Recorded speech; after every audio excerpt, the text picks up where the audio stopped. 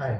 So this is the second lecture in the BZT series where we will discuss the working of BZT, different current components in BZT, and different configurations of BZT.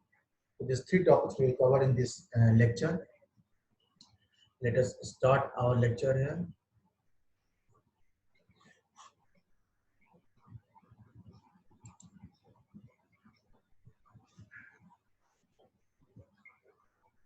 So I'll just close this.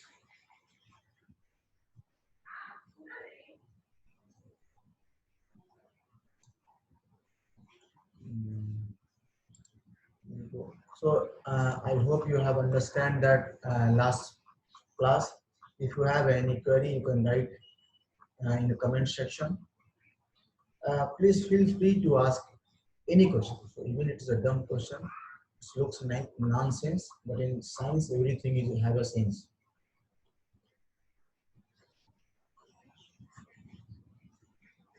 Okay, so we'll start now.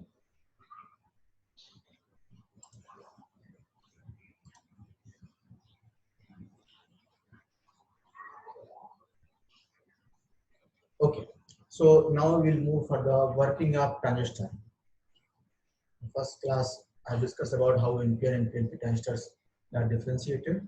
And there I told that as a performance based, NPN transistor have a good performance. The reason is there is a magnetic charge carriers electrons, and their magnetic charge carriers are the main magnetic charge in the NPN is the electrons, and that's why it has a better performance due to the mobility. Okay, now we'll go to NPN. I will explain the NPN, and then there will be homework for you to draw the working transistor. So write a working transistor for the PNP transistor. Okay.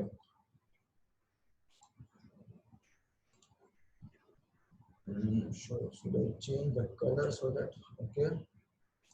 So see that it's an NPN transistor. Okay, so NPN transistor means the N will be the emitter one. So this is emitter is the N type. See that emitter is the N type. Then I have a P, base is of the P type. See that base is the P type. Okay, and then I have N, that is the collector type. Okay, I know that if collector has a larger thickness or width, see that it has a larger one than this emitter one, and the base has the lowest width. Okay, now we also know okay, so since it has a two junctions J1 and J2, I do not have to learn mock up anything. By definition only I am doing all these things. Okay, so I have a two junctions J1 and J2. This is J1 and this is J2. Okay, and I know that junction J1, that is the emitter base, so this is emitter base.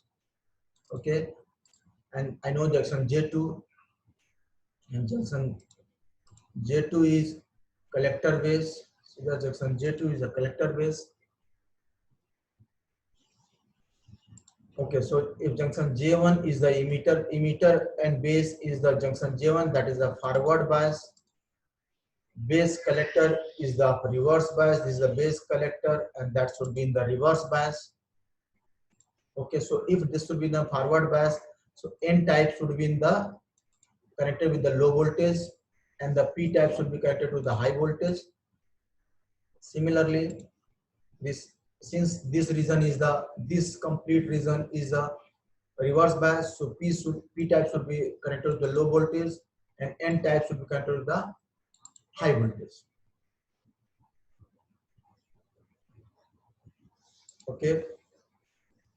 Now, since it is NPN transistor, so current will come out from the emitter region. So it has come out from the emitter region, and hence current will go from the current will enter from the base and collector region. So this is the collector base region where current enters.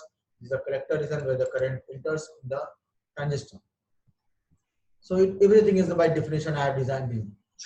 There's a one point You will see that this is I write VBE and this is I write VCB. There is some confusion in some books. They write VEB somewhere. They in a single story they write somewhere VBE, somewhere VEB. There should be some thumb rule. The whoever has a high voltage, whichever has a high voltage, will be termed first. So here base has high voltage. You can see that base has high voltage. So if base is has high voltage, so base will come first.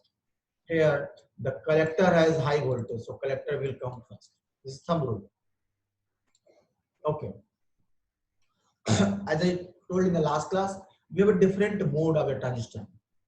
And a simple what we want to learn is active mode, where transistor works basically. So we are dealing with the working of a transistor in active mode. Okay. So we'll see that before that. Since we have a P and N type junction, okay, PN diode, one PN diode where junction is J1, another PN diode where junction is J2. So since it's a diode, it will have for each this junction J1 and J2, it will have a built-in potential. As you add the P and N type material, there is a built-in potential. So there will be a built-in potential for this before biasing. Okay, before biasing the emitter base, before biasing the collector base. Now both has a built-in potential. Now it will bias the emitter base. It will bias this emitter base.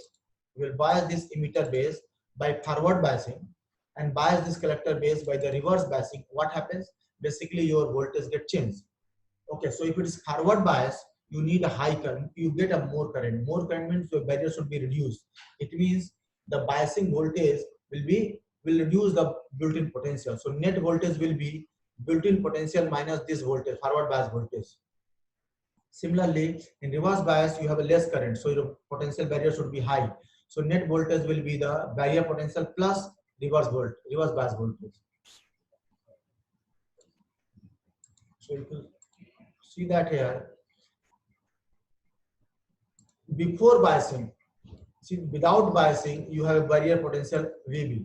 But when you biased, okay, since junction J1 is a forward biasing, so this barrier potential will be reduced. Junction J2 is in the reverse biasing, so your barrier potential will be increased.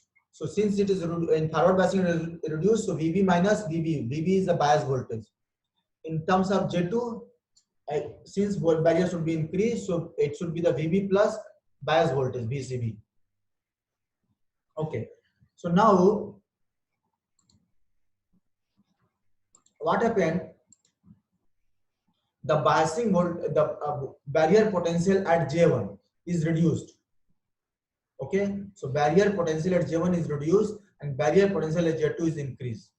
Now, if the barrier potential at the Z1 will reduce, then what will happen? More electrons will emit from the emitter region and it will cross the junction and enter in the base region. So, if you see again the figure, since here the barrier has been reduced, okay, this barrier has been reduced, so more the electrons will come out from this region, emitter region, and entered in this region, base region. Okay, since base region has a thin width plus less damping, so very less recombination will happen here.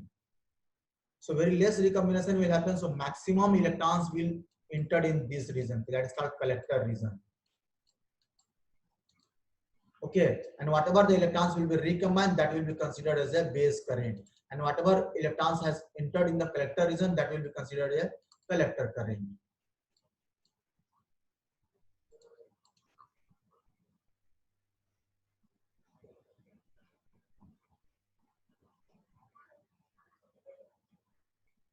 Okay, so let us consider that we have a n number of electrons are emitted from emitter. If the n number of electrons are emitted from the emitter, then let us consider this 1 minus alpha n electrons are recombined in base, and then alpha n number of electrons are moved to the collector region. This is just to give you the test of the alpha. We'll see that what is alpha n.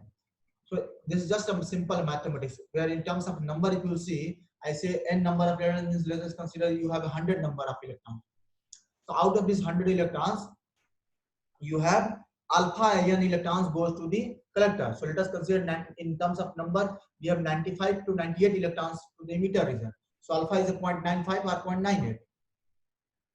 And the difference of this n electron and alpha n electron, that is n minus alpha ion, is the base electron. So if the 100 electrons are coming out from the electron emitter and 95 to 98 electrons are entered to the collector region, it means 2 to 5 electrons are in the base region.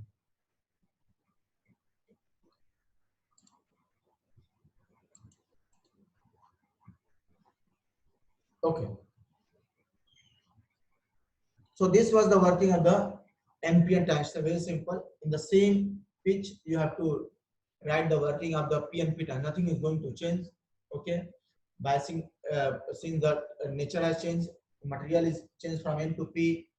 So for making it forward biasing, you have to change the polarity of the voltage.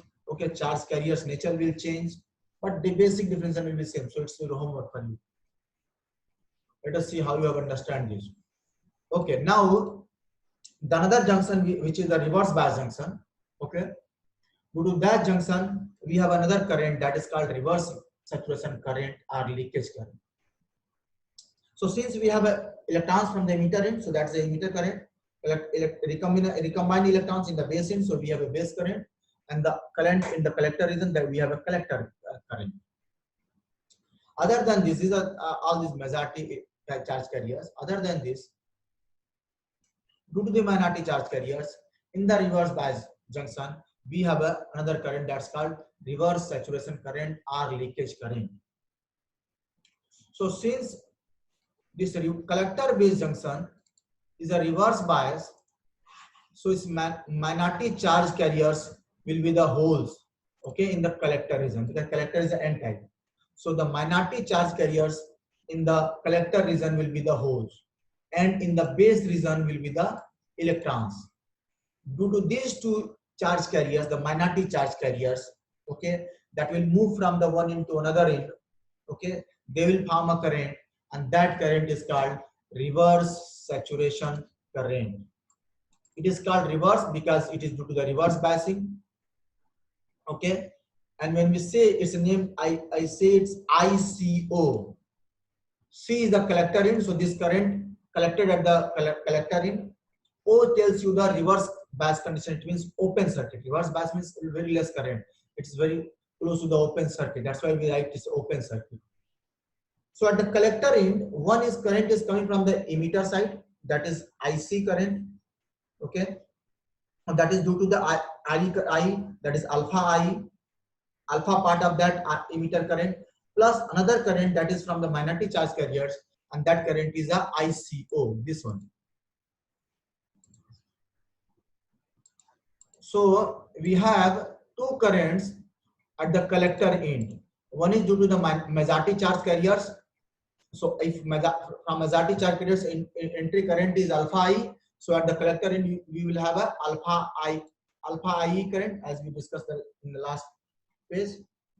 And due to the minority charge carriers, I have a ICO, okay, leakage current or reverse saturation current. So collector at the collector end we have a two type of current, okay, due to majority charge carriers, due to minority charge carriers. So this one is due to the majority, and this is one is due to the minority. So net current at the collector end will be the alpha I plus alpha ICO, and that with the IC collector end. Very good.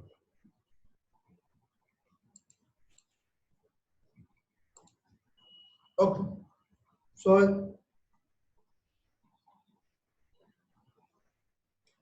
if you see, we have now we got the different currents. We know about the I, we know about the IV is the emitter current, we know about the IB, that's the base current, we know about the IC that's the collector current, and other than that we know about the ICO, okay, reverse saturation current or the collector current in the open circuit. if you have to see the relation between the IC, IB, and I, we know in the NPN transistor, the current is come out from the emitter region and enter through the base and collector region using the KCL, Kirchhoff current law, entry current and the out current. So whatever at the one node, the current that enters should be equal to current that comes out. So emitter current is come out and base and collector currents are going to in. So I collect outgoing current, that is the outgoing current, that is the I, should be equal to the IB plus IC. So this is, see that this is the outgoing current, these are both are the incoming current. Okay, so again same, you will have assignment. You have to find for the PNP transistor the relation between I, IB, and IC. Okay, and again this ICU also. Simple one. Okay, so next we will have a configuration. So BJT transistor, as you see that I have a emitter, I have base, I have three terminal device, emitter, base, collector. Now since I have a three terminal devices, so I can play with that, and I will have a three configuration. In that I can use my transistor. That one is called common base. That what I know we saw just. The other one is a common emitter. Okay, and then I have a common collector. So the common emitter is the mostly used. See that common emitter is the mostly used. You will see why it is mostly used. You will understand later. So I have a three type: common base, common emitter, common collector. Okay, so we'll start with the common base. These are configuration. I will see how, I will show you that how, what the meaning of the common base, what the meaning of the common collector, common emitter.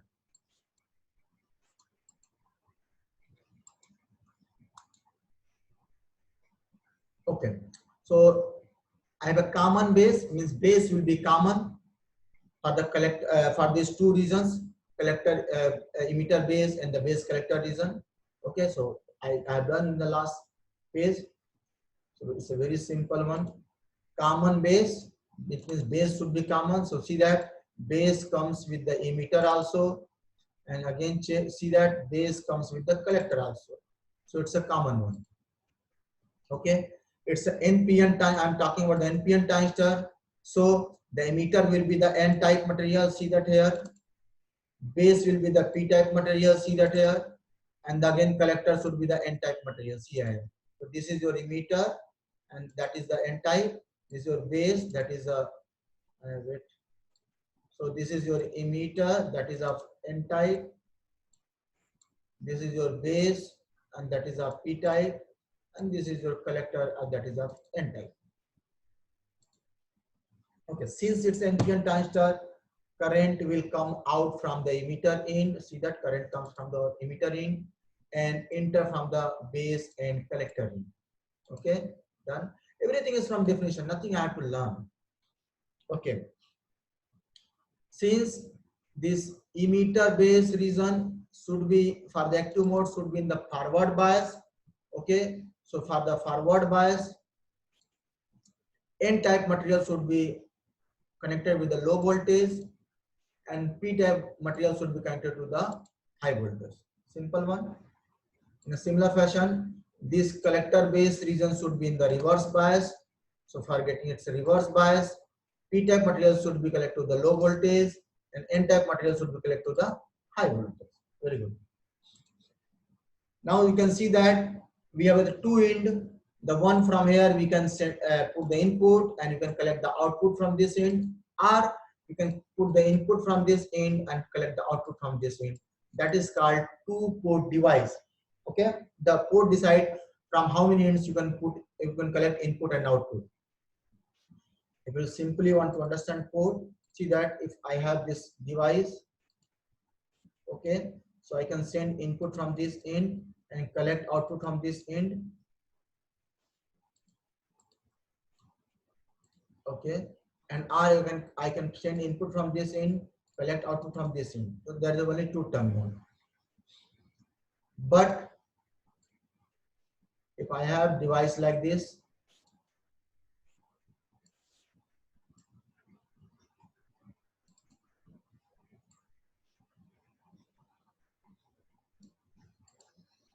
So I can send input from this end, input from this end, and input from this end. So I have three port where I can put the input and I can collect the output. That's called 3-port device. Okay, so transistor is a 2-port device. Okay. Now we know that the junction this J1 is in the forward bias because the active mode. Junction J2 is in the reverse bias, so it is the inactive mode. J2 is the reverse bias, J1 is the forward bias. One thing I wanted to clear here, as you have, I told you that I have a input current that is I, okay, and oh, well, leave it that part. We'll see that later. That part, okay. If it comes automatically, the question comes automatically, then it's good to answer. Okay, now you can see that transistor is a 2-port device, so we have input variables and we have the output variables. These are the, so input. If you see the input variables, okay, the input variable is IE, that is current, and voltage is, what is the voltage? And I told earlier the voltage is base emitter, that is a VBE, okay. But in the circuit where I've done is there's no VBE. I will tell you why. Okay, in similar fashion, if you go to the output region, I have an output current, and I know output voltage will be the VCB. Okay, the output has to be collected. Output has to be drawn towards the across the C and B, and the voltage will be VCB. Okay, so again I will come to this point, then I will again. So input characteristics, it's not input characteristics, basically it is input variables. I have written wrong here. It's input variables.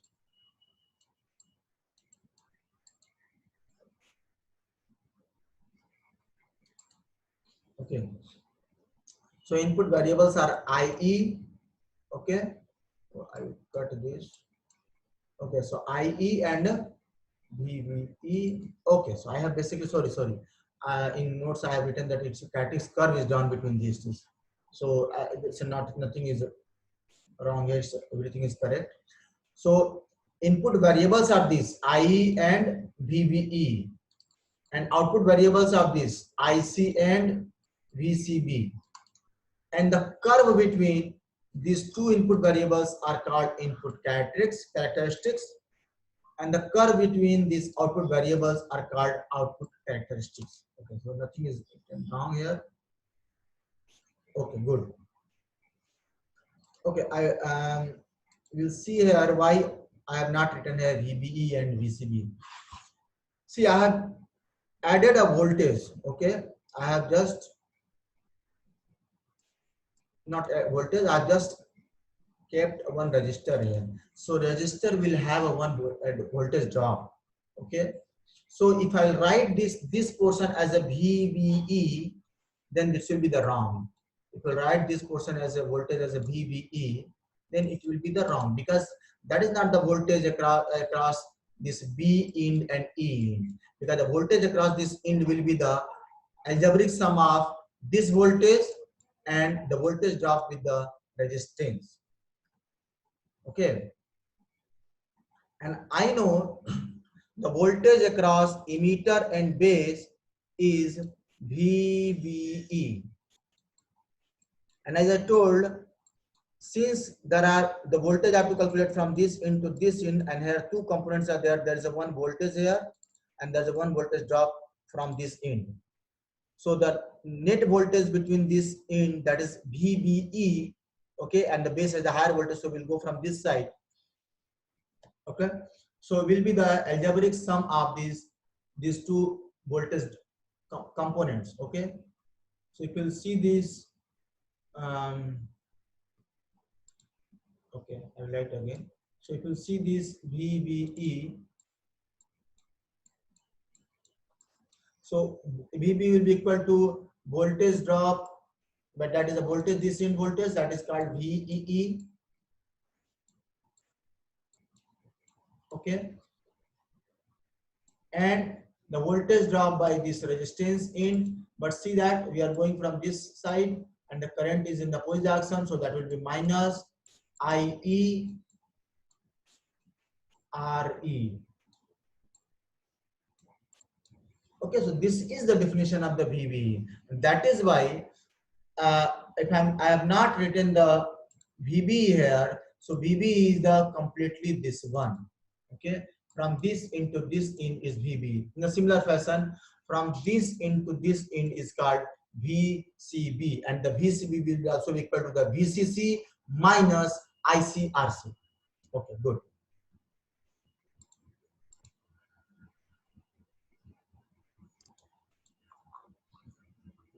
Okay, so I have explained you why VB not VEB in the last only. Okay, so now we'll see that these equations again. We will recall the current equations again. So we know that using that KCL, the emitter current is the outgoing current and the base and collector currents are the incoming currents. So using KCL, I is equal to IB plus IC. It's very simple. And we also know that the current at the collector end is due to the majority and minority charge carriers, and due to the majority, that is alpha I. That's by the concept when we said that if n electrons are emitted from the emitter region, alpha n electrons will go to the collector region. So that's if the emitter has a I current, then alpha I current will come to the collector region due to the majority charge carriers electrons. So that is alpha I.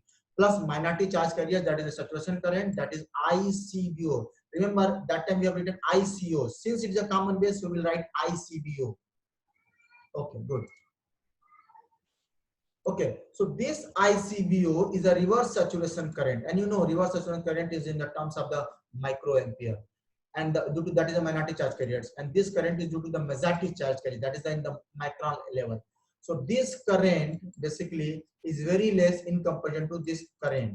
So you can see that IE is very much greater than ICBO, and hence we can say that this is negligible. This is negligible.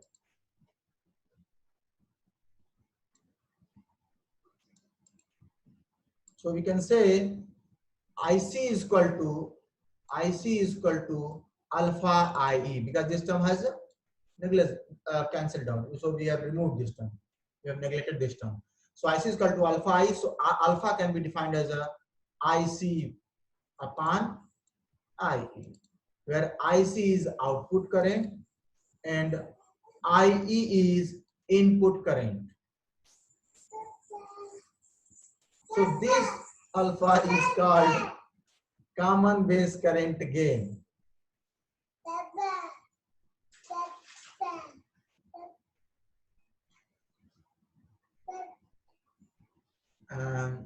Just wait.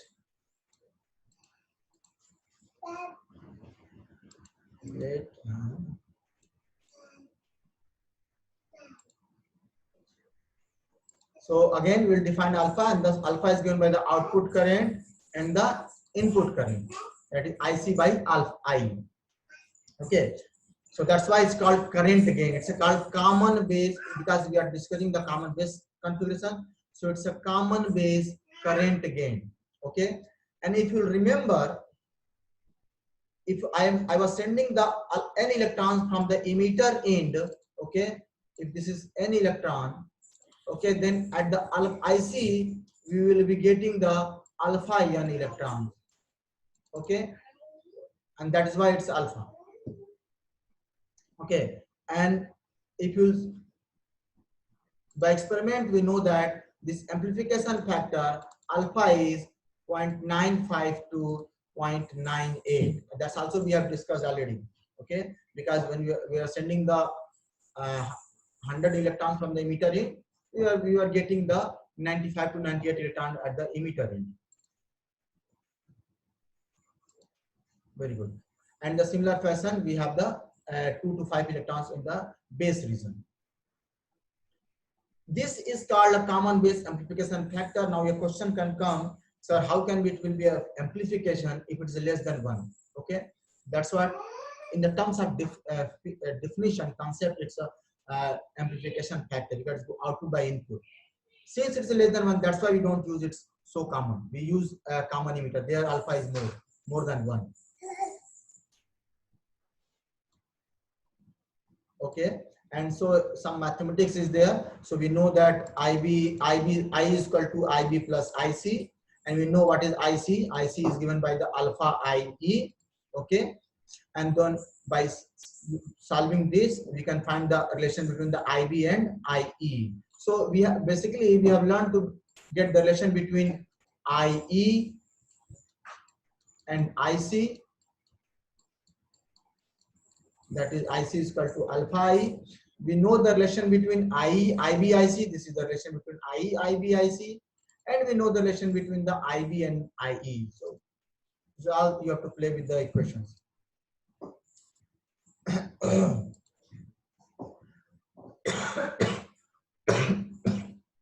Okay, so this will be the characteristic curve. We will in the next class we will study with this characteristic curve portion. And so in this class, now we'll close the class. If you have any question, okay, regarding this lecture series, this lecture, you please go ahead with this. Just 1 minute.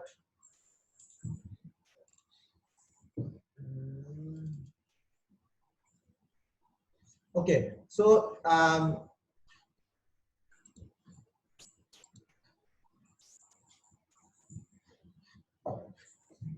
just 1 minute. Yes.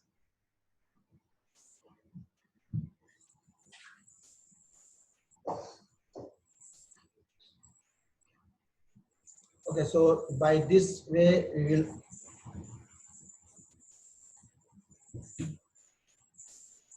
Okay, I'm sharing the screen, right? Okay, that's good. Okay, okay, this is passed again. So I think I have to, before sharing also only stop share. And do this.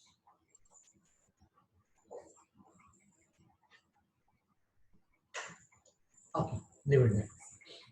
Thank you very much to draw your attention here in this lecture. If you have any question, please write in the comment box. Thank you.